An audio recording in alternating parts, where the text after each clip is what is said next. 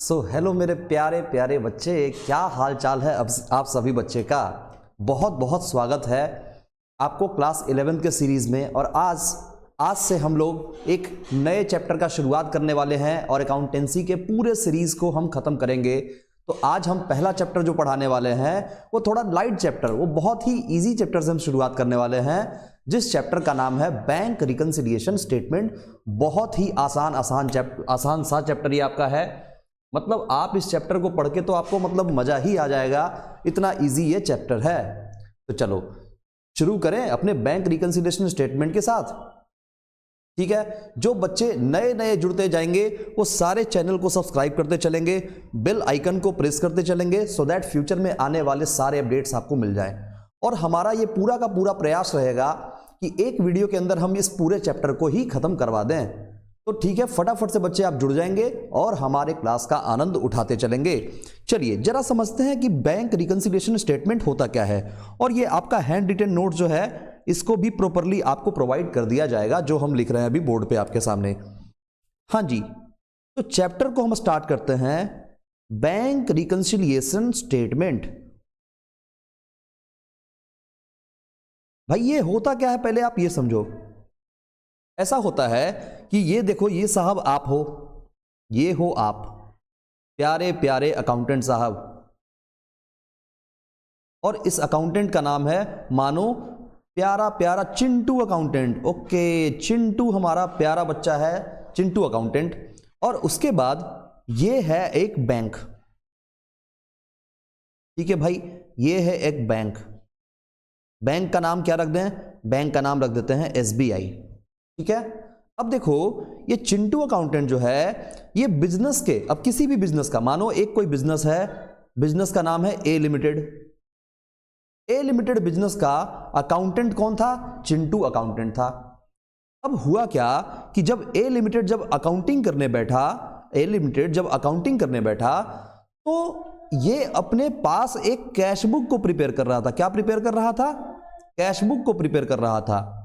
और जो बैंक वाले भैया थे वो अपने पास पासबुक को प्रिपेयर कर रहे थे। आपको तो इतना बात पता होगा, कैश बुक और पासबुक दोनों प्रिपेयर करते हैं। एक कैश बुक कौन प्रिपेयर करता है? जो हमारा बिजनेस का अकाउंटेंट होता है वो प्रिपेयर करता है। और पासबुक कौन प्रिपेयर करता है? बैंक वाले भैया प्रिपेयर करते हैं। जो बैंक में अकाउंटेंट साहब बैठे हुए हैं वो प्रिपेयर करते हैं पासबुक। अब देखो, आपको अगर जर्नल एंट्री थोड़ा भी पता है तो आपको ये पता होगा कि जब जब हम बिजनेस में कैश डिपॉजिट करते हैं, जब जब बिजनेस में हम कैश डिपॉजिट, बैंक मतलब बिजनेस का पैसा उठा के बैंक में डिपॉजिट करते हैं, कैश डिपॉजिटेड इनटू बैंक, अगर हम ऐसा लिखें इसको, cash deposited into bank, bank में कैश डिपॉजिट हुआ है, तो इसका जर्नल एंट्री क्या होगा? बच्चे आप सारे जानते हो कि बिजनेस से कैश नाम का एसेट चला जाएगा तो क्रेडिट हो जाएगा, और बैंक नाम का एसेट इंक्रीज होकर डेबिट हो जाएगा, तो bank account debit to cash बोलते हैं हम। मानो 10,000 रुपया डिपॉजिट किए थे, तो फिर बैंक वाला क्या एंट्री पोस्ट करेगा? सेम इसी चीज के बारे में। तो बैंक वाला जो एंट्री पोस्ट करेगा वो बोलेगा हमारे पास तो भाई कैश आया, cash account debit to customer नाम का लायबिलिटी इंक्रीज करके क्रेडिट हो जाएगा। कितने से? 10,000 रुपीज से। अब जरा दोनों के पेस को समझना आप कि दोनों कर क्या रहे हैं। देखो, पहला व्यक्ति जो थे वो हमारे चिंटू अकाउंटेंट थे, और चिंटू अकाउंटेंट को क्या फील हुआ जरा ये देखना। चिंटू अकाउंटेंट जो है वो बोला भाई हमने बैंक को पैसा दिया ना, तो मेरे बिजनेस में बैंक नाम का एसेट इंक्रीज किया, तो उसने बैंक को डेबिट किया। और बैंक वाले भैया क्या किए? बैंक वाले भैया जो थे वो बोले कि भाई देखो हमारे यहां कस्टमर नाम के लायबिलिटी एक क्रिएट हुए, तो हम कस्टमर को क्रेडिट कर दिए। अब हुआ क्या, हम अगर ऐसा बोल दें तो बताओ इसमें कोई आपत्ति कि अगर डेबिट बैलेंस ऑफ कैश अगर है, debit balance of cash, cash का अगर डेबिट बैलेंस है 10,000 रुपया, इसका मतलब ये बैलेंस को हम फेवरेबल बोल देंगे। तो अगर ये बैलेंस को हम फेवरेबल बोलेंगे तो हम इधर ये लिख सकते हैं कि क्रेडिट बैलेंस ऑफ बैंक जो अगर है वो भी फेवरेबल हो जाएगा। यानी कस्टमर का पैसा अगर बैंक में पड़ा हुआ तो वो क्रेडिट बैलेंस है, तो बैंक का क्रेडिट बैलेंस और कैश का डेबिट बैलेंस ये दोनों ही फेवरेबल बैलेंस होता है। Are you getting my point मेरे प्यारे प्यारे बच्चे? तो क्या आप इस पॉइंट को अच्छे से समझ पा रहे हो? बिल्कुल जी बिल्कुल सर, बिल्कुल अच्छे से हम इस पॉइंट को समझ पा रहे हैं। तो पहली बात आपकी क्लियर हो गई। अब देखो आपको परेशानी कहां कहां पे दिखेगा, जरा हम उनके बारे में बात कर लें। आपको पहला परेशानी दिखेगा, पहला परेशानी जो दिखेगा वो रहेगा cash deposited into bank, cash deposited into bank but not yet cleared या क्रेडिटेड इनटू बैंक अकाउंट। कभी कभी आपके पास ऐसा होता है ना कि आप पैसा बैंक में डिपॉजिट किए पर अभी तक आपके अकाउंट में पैसा आया ही नहीं है। अब देखो जनरली ये अकाउंटिंग करने के लिए बैठा कब जाता है, जनरली जो ये जो हिसाब होता है ना, ये 31st या 30th of every month, 31st और 30th ऑफ एवरी मंथ, हर महीने के एंड पे ये हिसाब करने लोग बैठते हैं। ठीक है, तो हर महीने के एंड में जब लोग हिसाब करने बैठेंगे तो यही चीज देखेंगे ना कि हमारा जो कैश का बैलेंस है और हमारा जो पासबुक का बैलेंस है दोनों आपस में टैली कर रहा है कि नहीं, मतलब debit balance as per cash book और credit balance as per passbook दोनों टैलीड है कि नहीं, है ना। तो देखो गलती कहां कहां पे दिखेगा ये सोचो। अब हम आपको एग्जांपल देके समझाते हैं। मानो ये कोई बंदा है, ये बंदा है अकाउंटेंट का आदमी है, ठीक है, ए नाम है इसका। अब ये ए जो है वो बैंक गया और बैंक में क्या किया, चेक को डिपॉजिट कर दिया, बैंक में चेक को डिपॉजिट किया और ये डिपॉजिट किया था 28 जून 2025। अब जरा समझना कि 28 जून को इसने चेक को बैंक में डिपॉजिट किया और बैंक में जो है वो अमाउंट क्रेडिट हुआ है कब, अमाउंट जो क्रेडिटेड हुआ है वो हुआ है 5 जुलाई 2025। अब जरा आप समझना कि बैंक में जो पैसा डिपॉजिट क्रेडिट हुआ है वो 5 जुलाई को हुआ है और वो डिपॉजिट किया है 28 जून को। अच्छा ये बताओ कि जो अकाउंटेंट होगा वो अकाउंटेंट हिसाब करने कब बैठा होगा, अकाउंटेंट जो है वो हिसाब करने बैठा होगा 30th जून को। और जब वो 30th जून को हिसाब करने बैठा होगा तो क्या हमारे बैंक अकाउंट में पैसा आया होगा? भाई बिल्कुल नहीं आया होगा। तो जब बैंक अकाउंट में पैसा नहीं आया होगा और जब हमने बैंक में पैसा डिपॉजिट किया होगा तो उस वक्त हमने बैंक को एसेट मान के डेबिट कर दिया होगा, कैश को अपना एसेट कम करके क्रेडिट कर दिया होगा। तो मेरे पास तो बैंक नाम का एसेट 10,000 से बढ़ा हुआ होगा। और बताओ कि जब बैंक में पैसा गया ही नहीं तो पासबुक में तो कम दिख रहा है। अगर पासबुक में कम दिख रहा है तो हम अपने कैश बुक को भी सुधार देंगे, यानी हम अपने कैश बुक में मानो ये चेक 10,000 का था ना तो उसको हम क्या कर देंगे, माइनस कर देंगे 10,000 रुपए से। ठीक है, यानी आपको अब इसी से एक नए टॉपिक का जन्म होता है जिसका नाम है starting point and reaching point. क्या नाम है? स्टार्टिंग पॉइंट और रीचिंग पॉइंट। अब भाई ये इसमें क्या मतलब, इसका मतलब क्या बनता है स्टार्टिंग पॉइंट और रीचिंग पॉइंट का? तो स्टार्टिंग पॉइंट वो पॉइंट है जो आपको लग रहा है कि मेरा गलत है और रीचिंग पॉइंट वो पॉइंट है जो आपको लग रहा है कि ये पॉइंट हमारा सही है। तो आपको स्टार्टिंग पॉइंट और रीचिंग पॉइंट मतलब स्टार्टिंग पॉइंट से शुरुआत करना है और रीचिंग पॉइंट पे पहुंच जाना है। ठीक है, स्टार्ट का मतलब होता भी है जिससे स्टार्ट कर रहे हैं हम, और रीचिंग का मतलब जहां हमको पहुंचना है। अब बड़ा ही ध्यान से ये बात को समझना कि अगर आपने स्टार्टिंग किया है debit balance as per cash book से, debit balance as per cash book से, तो जाहिर सी बात है कि आपको पहुंचना होगा credit balance as per passbook पे।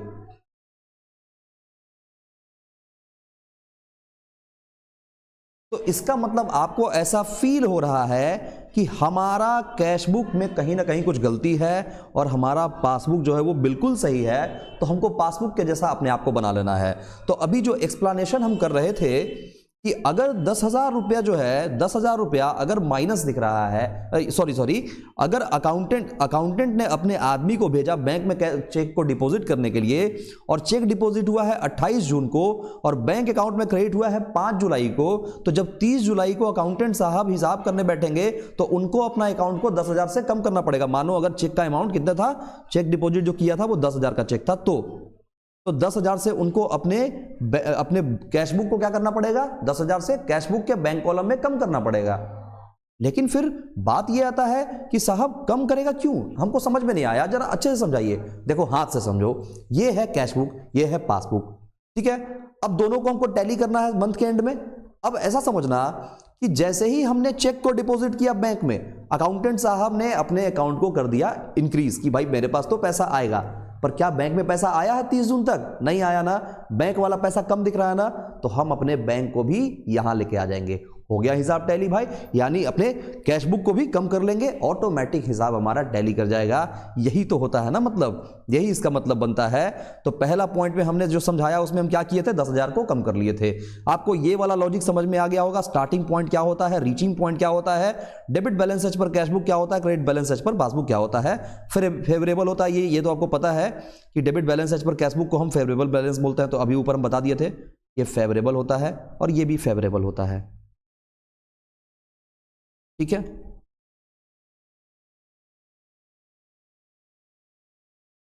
अब जरा चलते हैं दूसरे पॉइंट पे। पहला गलती तो आपको समझ में आया कि क्या मिस्टेक हो सकता है, जरा दूसरे पे चलते हैं।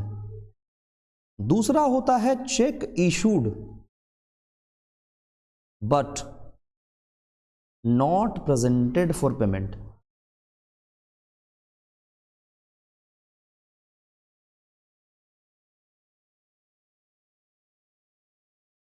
Check issued but not presented for payment.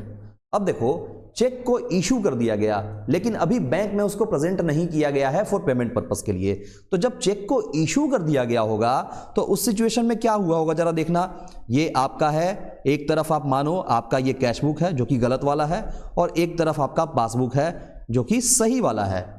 अब देखो हाथ से समझना, ये कैश बुक, ये पासबुक। अब ऐसा हुआ कि हम जैसे ही चेक इशू किए होंगे तो अपने कैश बुक को कम कर लिए होंगे, बोले होंगे पासबुक में पैसा कट गया होगा, पर पासबुक में क्या पैसा कटा है? अभी नहीं ना। तो पासबुक में पैसा नहीं कटा है तो आपको अपने पासबुक के जैसा बनना है ना, अपने कैश बुक को बढ़ा लो, पासबुक के जैसा बन जाओ। तो यहां हम क्या करेंगे, मानो इसका अमाउंट था ₹20,000 का, तो हम यहां क्या करेंगे, कैश बुक में 20,000 से प्लस कर लेंगे, ठीक है। तीसरे पॉइंट पे आते हैं, अब फटाफट से सारे पॉइंट क्लियर हो जाएंगे। थर्ड पॉइंट पे आते हैं। थर्ड पॉइंट हम बोलेंगे कि customer directly deposited cash in bank account. अब बताओ कितनी अच्छी बात है। कितना बाकी था, मानो ऐसा एज्यूम करो, बाकी था कितना, तो बाकी था, हाँ जी, तो बाकी था मानो कस्टमर के पास 5,000 रुपया। तो कस्टमर ने उस पैसे को डायरेक्टली बैंक अकाउंट में डिपॉजिट करवा दिया। कस्टमर डायरेक्टली अगर बैंक में पैसा डिपॉजिट करा दिया तो हुआ क्या होगा, फिर से वैसे ही कैश बुक ले लो एक तरफ और एक तरफ पासबुक ले लो। अब कस्टमर डायरेक्टली डिपॉजिट कराया है ना, तो हुआ क्या होगा, 5,000 रुपया से हमारा पासबुक बढ़ा हुआ होगा, और हम जब मंथ एंड पे हिसाब करने बैठे तो कैश बुक कम दिख रहा था 5,000 से, कैश बुक को बढ़ा के हिसाब बराबर कर लेंगे, यानी इसको भी हम 5,000 से प्लस कर लेंगे। तो ये भी बात समझ में आ गया। फोर्थ पॉइंट पे आना, बैंक डिडक्टेड SMS चार्जेस। ऐसा बहुत सारा चार्जेस होता है जो बैंक काटती है। मानो 200 रुपया बैंक ने चार्जेस काट लिया। अब 200 रुपया बैंक ने चार्जेस काटा तो मेरा बैंक बैलेंस 200 से कम हो गया। हमको कैश बुक को बैंक के जैसा बनाना है, अपने कैश बुक को भी 200 से कम कर लेंगे, बराबर हो जाएगा। तो यानी ये देखो, ये है आपका कैश बुक, ये है आपका पासबुक। पासबुक में बैलेंस कम हो गया ना, हम अपने आप को भी कम कर लेंगे, यानी माइनस कर लेंगे 200 रुपये से। बस खाली माइनस प्लस का पूरा गेम है इस चैप्टर में, और कुछ विशेष नहीं है इसमें पढ़ने का। जरा पांचवा पॉइंट पे आते हैं, dividend. Dividend received by bank through ECS, ₹10,000। Bank ने डिविडेंड कलेक्ट कर लिया ECS के थ्रू, मतलब ECS बोले तो इलेक्ट्रॉनिक क्लियरिंग सिस्टम। तो होता है ना डिविडेंड, मतलब आप अगर किसी कंपनी का शेयर खरीद के रखे हो तो शेयर वाला जो कंपनी है वो कंपनी आपको डिविडेंड प्रोवाइड करेगा, तो डिविडेंड आपके अकाउंट में जब आएगा तो आपके बैंक अकाउंट में पैसा बढ़ जाएगा ना, तो कैशबुक को भी बैंक के जैसा बनाना है तो बढ़ा लेंगे कैशबुक को। तो ये रहा आपका कैशबुक, ये रहा आपका पासबुक। अब पासबुक में मानो 10,000 रुपया क्या है, बढ़ा हुआ है, तो हम यहां भी क्या करेंगे, 10,000 रुपया बढ़ा लेंगे और बस इसके साथ ये वाला एक पॉइंट तो खत्म हो जाता है। ठीक है, अब जरा उल्टा चलते हैं, हिसाब अब उल्टा करेंगे। यानी अब जो हमारा स्टार्टिंग पॉइंट है, जरा पेन को चेंज कर लें और अब जरा हम देखते हैं ये स्टार्टिंग पॉइंट अपना, कि जो हमारा स्टार्टिंग पॉइंट है वो स्टार्टिंग पॉइंट है credit balance as per passbook, credit balance as per passbook, और आपका जो रीचिंग पॉइंट है, आपका जो रीचिंग पॉइंट है वो रीचिंग पॉइंट है डेबिट बैलेंस एज पर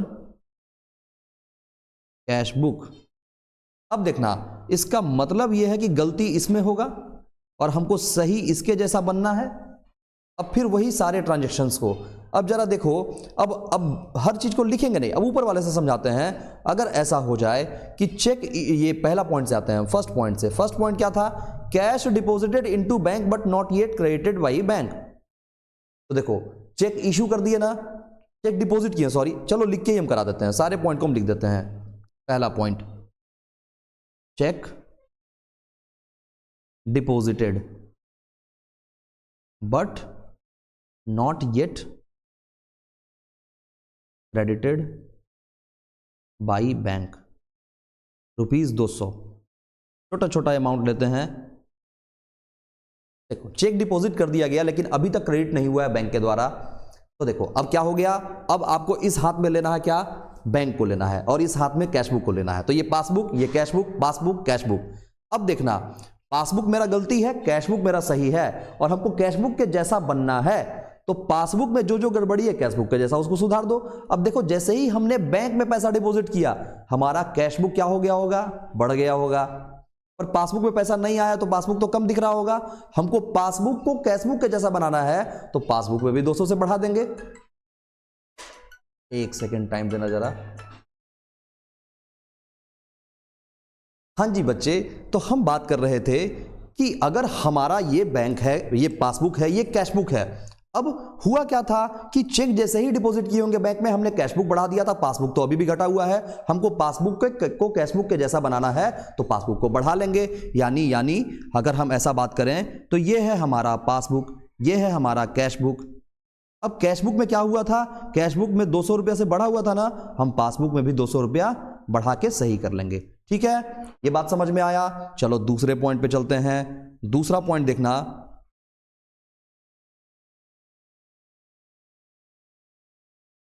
चेक इशूड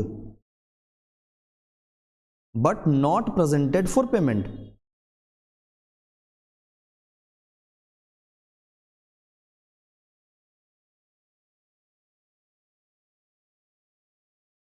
ये देखना, अब फिर से वही पासबुक एक ले लेते हैं और एक कैशबुक ले लेते हैं। अब देखना, जैसे ही हमने चेक इशू किया, कैशबुक को कम कर लिया, पासबुक अभी भी बढ़ा हुआ है, इसको भी कम कर लेंगे। यानी अगर मानो ये 2000 रुपया है तो यहां से आप 2000 को माइनस करोगे, ये माइनस है एक्चुअली, तो इसमें भी आप 2000 से माइनस करके सुधार लोगे। मतलब अभी जो भी हम करेक्शन कर रहे हैं इधर साइड आपको दिखेगा, वो उसका इफेक्ट इधर दिखेगा, इधर वाले को मत देखने लगना। ये बस रेफरेंस के लिए आपको बता रहे हैं, सही इधर करना है ना, तो इधर जो हम प्लस माइनस कर रहे हैं वही आपको भी फॉलो अप करना है। ये दूसरा पॉइंट भी आपको क्लियर हो गया। तीसरे पॉइंट पे आते हैं। तीसरा पॉइंट देखना, तीसरा पॉइंट है bank charges. Bank charges deducted from bank account.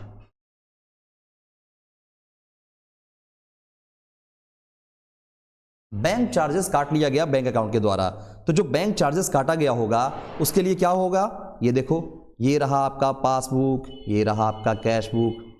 अब पासबुक में क्या हुआ होगा, पासबुक में हमारा, ये देखना, हाथ से फिर समझाते हैं, ये पासबुक है, ये कैशबुक है। कैशबुक में क्या हुआ होगा भाई, कैशबुक में मेरा बैलेंस जितना था उतना ही है, पर पासबुक में क्या हुआ होगा, पासबुक में जो बैंक चार्जेस था उतने से पैसा मेरा कम हो गया होगा, पर कैशबुक में कम नहीं हुआ है ना। तो पासबुक को कैसे सुधारेंगे, उसमें प्लस कर देंगे। यानी मानो ये 500 रुपये का था तो 500 रुपया हम पासबुक में प्लस करके सुधार लेंगे। तो ऐसे कर सकते हैं हम। फोर्थ पॉइंट पे आना, जरा फोर्थ पॉइंट पे आना, dividend collected by bank account, dividend and interest. अब एक नया एग्जांपल लेते हैं, collected by bank account ₹5000। Dividend और इंटरेस्ट बैंक ने कलेक्ट करके हमारे अकाउंट में डाल दिया। अब देखो मेरा बैंक अकाउंट बढ़ा हुआ है, कैश तो नहीं बढ़ा ना, हमको सुधारना है तो हम क्या करेंगे, बैंक अकाउंट को कम कर लेंगे। तो ये रहा हमारा पासबुक, ये है पासबुक और ये है कैशबुक। अब ये देखो यहां पे 5000 रुपया जो था क्या हुआ होगा, 5000 रुपया हमारा कम होगा, तो हमको भी अपने आप को कम करना पड़ेगा 5000 से। ठीक है, तो हम ये इफेक्ट डाल के सही कर लेंगे, ये इफेक्ट डाल के सही कर लेंगे। ये चारों बात समझ में आया ना बच्चे। तो ये हो गया आपका पॉजिटिव। अब जब आपका बैलेंस फेवरेबल रहेगा तो आपको ऐसा काम करना है। अच्छा, कभी कभी आपको ऐसा होगा, अब टॉपिक वाला बात, जहां टॉपिक रहे वहां ध्यान से सुनना है। टॉपिक ये है कि पासबुक ये रहा आपका, ये रहा पासबुक और ये रहा कैशबुक। आपको लिख दिया debit balance as per passbook, ऐसा लिख देगा debit balance as per passbook, और कैशबुक में लिख देगा credit balance as per cashbook, credit balance as per cashbook. तो अगर ऐसा बात लिख देगा आप समझ जाना कि ये हमारा ओवरड्राफ्ट है। ओवरड्राफ्ट क्या है, ओवरड्राफ्ट। और जब हम बात करेंगे ओवरड्राफ्ट का तो हमेशा याद रखना, ओवरड्राफ्ट का मतलब होता है औकात से ज्यादा पैसा निकालना, औकात से ज्यादा पैसा विथड्रॉ करना। ठीक है, तो जब आप औकात से ज्यादा पैसा निकालते हो उसी को हम क्या बोलते हैं, ओवरड्राफ्ट बोलते हैं। तो ये बात आपको समझ में आ गया? हाँ जी सर, बिल्कुल समझ में आ गया। तो चलो थोड़ा और भी डिटेल में समझते हैं कि भाई ये ओवरड्राफ्ट होता क्या है, ये समझना। फिर एक एग्जांपल हम लेते हैं और ओवरड्राफ्ट को समझाते हैं। ये है आप, ये है प्यारा प्यारा बच्चा जिसका नाम है चिंटू, और ये है एक कोई प्यारा सा बैंक, और अभी SBI का एग्जांपल लिए थे तो SBI ही लिखते हैं। अब देखना, चिंटू गया SBI के पास, बोला साहब हमको 50,000 रुपया मेरे बिजनेस के लिए इमीडिएटली नीड है, हमको 50,000 का नीड है, पर मेरा SBI के अकाउंट में जो अकाउंट बैलेंस है वो 0 है। पर हाँ, हम आपको ये 50,000 जो है वो 2 से 3 दिन के अंदर आपको चुका देंगे। और चूंकि आप इस बैंक के प्रीमियम कस्टमर थे, बैंक वाले को पता था कि चिंटू तो पैसा चुका ही देगा, तो बैंक वाला ने क्या किया, आपको बोला ठीक है आप you can issue a cheque, तो आप चेक इशू कर सकते हो, कर लो चेक इशू, आप अपने क्रेडिटर को पेमेंट कर दो 50,000 रुपया, हम आपका चेक जो है वो क्लियर करवा देंगे। लेकिन उतने पैसे से हम आपके बैंक अकाउंट को क्या करेंगे, उतने पैसे से हम आपके बैंक अकाउंट को क्या करेंगे, डेबिट कर देंगे, डेबिट बैलेंस में डाल देंगे। मतलब कर्जा वाला अकाउंट में। देखो क्रेडिट बैलेंस का मतलब क्या, कि कस्टमर को उसने लायबिलिटी बनाया था, क्रेडिट करके रखा था। लेकिन डेबिट बैलेंस का मतलब क्या, कस्टमर को उसने एसेट बना के डेबिट करके रखा है। दैट मीन्स बैंक अगर कस्टमर को एसेट बना रहा है, मतलब बैंक ने कस्टमर को लोन दे के रखा है, बैंक कस्टमर का कॉलर पकड़ सकता है। और हम लोग पहले से ये समझते हैं कि जिसका कॉलर जो पकड़ ले वो उसके लिए डेटर है, यानी बैंक वाले के लिए डेटर है हम, एसेट है हम, तो बैंक हमको डेबिट करेगा। तो ये डेबिट बैलेंस हमको बैंक बोलेगा कि आप मेरे डेबिट बैलेंस हो जाओगे कितने से, 50,000 रुपए से, और बाद में आप इसको चुका देना। तो देखो अगर आपको दिख रहा है debit balance as per passbook, तो आप क्या मान के चलोगे, आप बैंक से ओवरड्राफ्ट करके रखे हुए हो, मतलब 50,000 रुपया जो है ना वो बैंक में आपका माइनस बैलेंस है।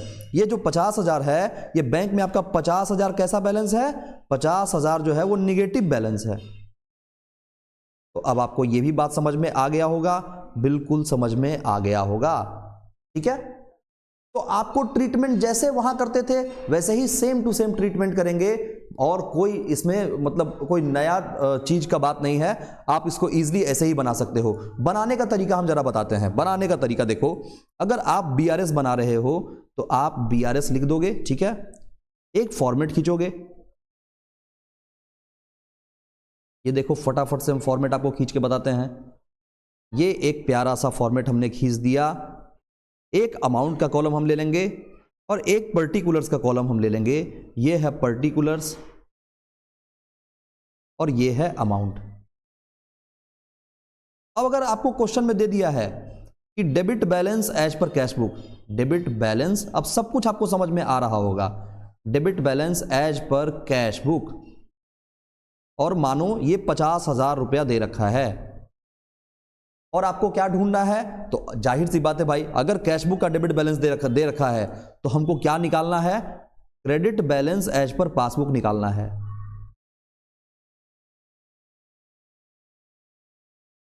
और ऊपर जो दे रखा है वो हमारा स्टार्टिंग पॉइंट है और ये हमारा रीचिंग पॉइंट है, credit balance as per passbook. तो आपको ये ढूंढ के निकालना है। बीच में आपको कुछ टर्म एंड कंडीशन दे देगा, जरा देखो टर्म एंड कंडीशन क्या रहेगा। पहला टर्म एंड कंडीशन रहेगा कि check deposited but not yet cleared और क्रेडिटेड, जो भी वर्ड लिखेगा वो आप देख लेना। मानो चेक था वो कितने का, 20,000 रुपए का। तो अब देखो आपको क्या समझना है, आपको स्टार्टिंग पॉइंट इसको मानना है, रीचिंग पॉइंट इसको मानना है ना। तो ये रहा आपका स्टार्टिंग पॉइंट, ये रहा आपका reaching point, cash book passbook, cash book passbook. अब ऐसा समझना कि जैसे ही हमने चेक को डिपॉजिट किया होगा हमने कैश बुक को बढ़ा लिया होगा, पर पासबुक में पैसा आया है क्या, और मेरा रीचिंग पॉइंट तो पासबुक है, तो हमको पासबुक के जैसा बनना है तो हम अपने आप को भी कम कर लेंगे। यानी ये जो 20,000 था ये क्या हो जाएगा, माइनस, और माइनस को हम ब्रैकेट डाल के शो करते हैं, ठीक है। उसके बाद आगे चलते हैं, check issued but not presented for payment.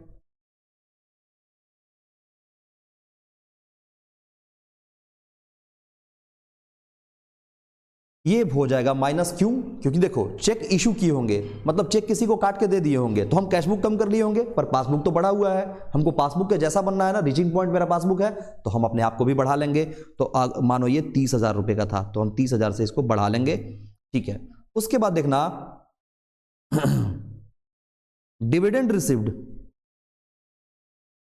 Dividend received,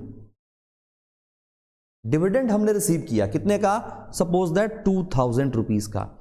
तो डिविडेंड रिसीव किया, बैंक बढ़ा हुआ है, कैशबुक में तो कम है, तो हम सही कैसे करेंगे, कैशबुक को भी बढ़ा के सही कर लेंगे, बैंक के जैसा बना लेंगे, प्लस कर लेंगे, ठीक है। उसके बाद interest paid, interest and late fee paid, late fee paid, ठीक है, कितने का, मानो 3,000 का था। तो ये पेड हुआ है ना, पेड हुआ होगा तो पासबुक कम हो गया होगा, कैशबुक को भी कम कर लेंगे, तो माइनस कर लेंगे हम, 3,000 को ब्रैकेट में डाल लेंगे। बस जी बस इतना ही ट्रांजैक्शन रखते हैं और एक बार जरा बैलेंस को टैली कराते हैं। तो 50,000 प्लस 30,000, 50, 30, 80,000, 80,000 में से 20,000 गया तो 60,000 बचेगा, 60 2 62,000, 62,000 में से 3,000 जाएगा तो 59,000। तो आपका आंसर आ गया 59,000। और देखो यही आपका सही आंसर है। यानी अब इससे क्या पता चला आपको कि हमारे कैशबुक में 50,000 जो बैलेंस दिख रहा था ना, ये गलत बैलेंस था, ये बैलेंस सही नहीं था, ये गलत था, क्योंकि एक्चुअली में पासबुक में बैलेंस 59,000 था और अब आपका कैशबुक भी सुधर के 59,000 पे आ चुका है। तो आपका बैंक रिकॉन्सिलिएशन स्टेटमेंट यहीं पे कंप्लीट हो जाता है। ऐसा ही क्वेश्चन आपको हर बार रिपीटेड मिलेगा, तो आप ऐसा ही क्वेश्चन देख देख के बना लोगे। कहीं कोई डाउट होगा तो आप कमेंट सेक्शन करोगे कि सर इस पे एक और वीडियो बना के आप बता दो जिसमें कुछ क्वेश्चंस करा दो, तो हम बिल्कुल किताब का क्वेश्चन उठाएंगे और आपको प्रैक्टिस करा देंगे, ठीक है। तो बच्चे आप बताएंगे आपको ये वीडियो देख के कैसा फील हुआ, क्या आपको ये टॉपिक समझ में आया। बहुत इजी टॉपिक है, प्लस माइनस का पूरा गेम है। तो आई होप आपको ये वीडियो बहुत अच्छा लगा होगा। मिलते हैं आपसे हम अगले वीडियो में, तब तक के लिए आप चैनल पे बने रहें। चैनल पे नए हैं तो चैनल को सब्सक्राइब कर लें, बेल आइकन को प्रेस कर दें, सो दैट कोई भी नोटिफिकेशन आपसे रिलेटेड आता है तो आप उसको फटाफट से ग्रैब कर लें। चलो बच्चे मिलते हैं अगले क्लासेस में। इस क्लासेस को देखने के लिए बच्चे बहुत बहुत धन्यवाद। Tata bye bye.